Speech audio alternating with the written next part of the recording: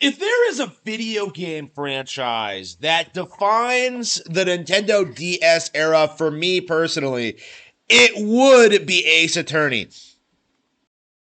From the moment I first heard about these games, I knew that I would really enjoy them, but nothing could prepare me for what these games would actually turn out to be for me. One of my all-time favorite video game franchises, one of my all-time favorite games ever, and just a stellar example of the artistry in video games. Ace Attorney is a shining example of storytelling in video games because this is a formula that could not possibly work in any other format. Not in television, not in film, and certainly not in novel form. Ace Attorney is the rare example of a video game franchise that is elevated by its strong story-based elements and not held back by them. He came up with a formula that is so unique and so distinct that it is instantly recognizable and has endless potential. Ace Attorney to this day remains the absolute peak of mystery adventure games because of its unique vibe, its unforgettable characters, and its distinct setting. Ace Attorney understands how to balance its comedic, anime-esque nature with its relatively dark and grim vibe. A lesser video game franchise, such as Danganronpa, would go all in on the grimdark factor and not really understand nuance, not understanding how to establish its own fantasy setting with its own rules and ideas and places for the characters to inhabit. Although Ace Attorney is very exaggerated, it feels real because the rules are very consistent, the characters are well written, engaging, and funny, and the situations keep developing in ways that you would never ever expect. It all comes off so naturally. I've often heard critics of this series try and write it off because it isn't realistic and real courtrooms aren't like that, but I feel like those people are completely missing the point. This is a fantasy story. It's not meant to be realistic. It's not meant to be an accurate courtroom drama simulation. This is Ace Attorney, its own unique thing that offers an entertaining twist to the genre. It is a very, very deeply held belief of mine that realism in fiction, especially video games, does nothing but hold back creativity and stop people from pursuing unique ideas and concepts. And Ace Attorney, I think, is a shining example as to why I feel that way. Because no, the trials in this game aren't realistic, and that's a good thing because real courtroom dramas are boring. The changes that Ace Attorney makes to the courtroom setting, only having a judge and no jury, the 3-day trial limit, the way that the situation is stacked against the defense, it's all very deliberate to give you this feeling of constantly being overwhelmed by the insane things that happen at court. And that is all part of the fun and makes this such a rewarding experience because the deck is always, always, always stacked against you, and yet you always, always manage to turn it around and come out on top. Everything I've been talking about so far specifically is calling back to Ace Attorney as an overall franchise, but most recently I played through Phoenix Wright Ace Attorney Trials and Tribulations, which is not only my favorite game in the series, but one of my favorite games of all time and an absolute treasure that I will adore for the rest of my life.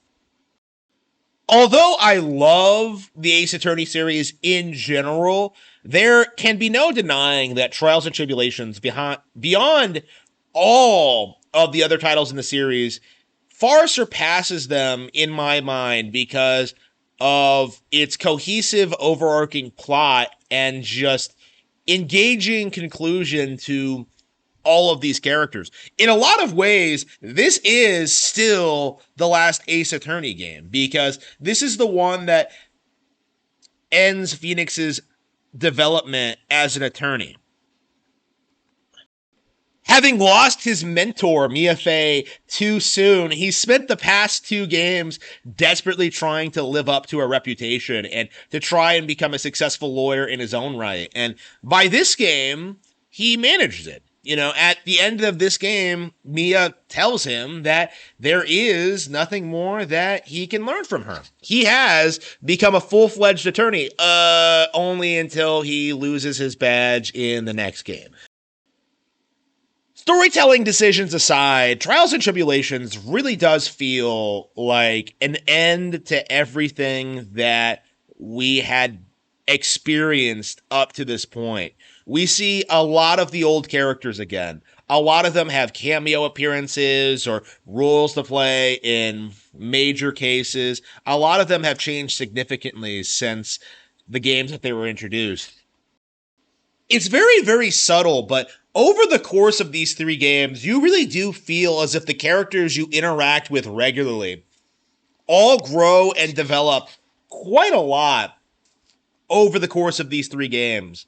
And a lot of it's not really called attention to. A lot of it's very subtle, but I think that's what makes this game so interesting and why I've been so fascinated about with it over the past several years, because it isn't just a bunch of characters you don't know going through these situations and going through these trials and uncovering these cases. These are characters that you've spent a lot of time getting to know over the past couple of entries.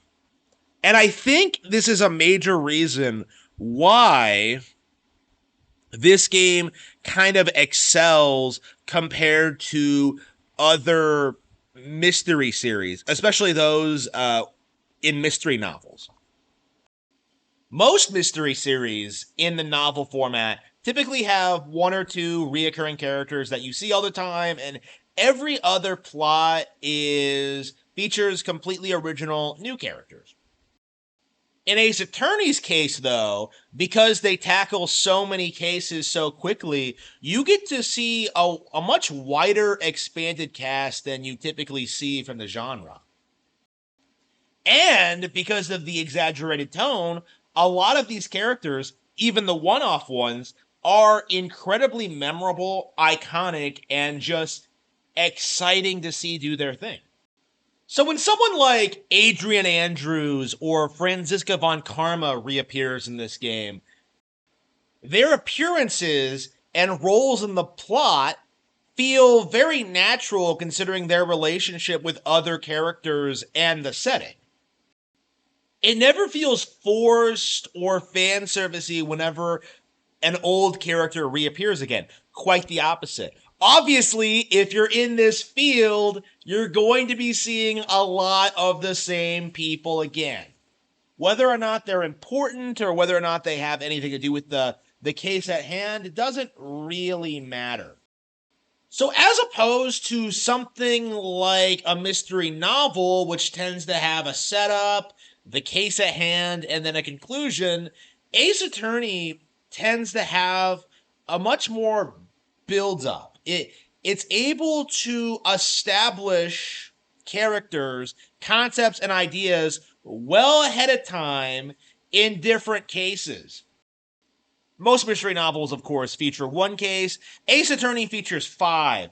And this allows time for the characters to develop and grow and to establish certain key critical aspects of the plot and characters. So, for example, the game heavily focuses on the story of Mia Fey, a character who died in the first game.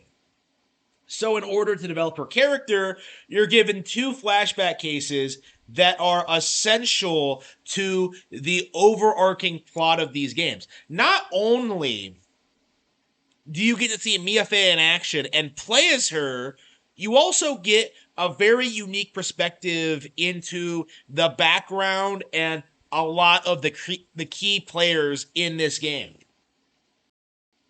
It's not apparent how everything ties together at first, but by the end of the final case, you have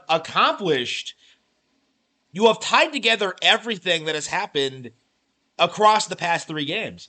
Not a stone has been left unturned. It is an incredibly satisfying ending to an incredibly original, fresh, exciting trilogy of video games.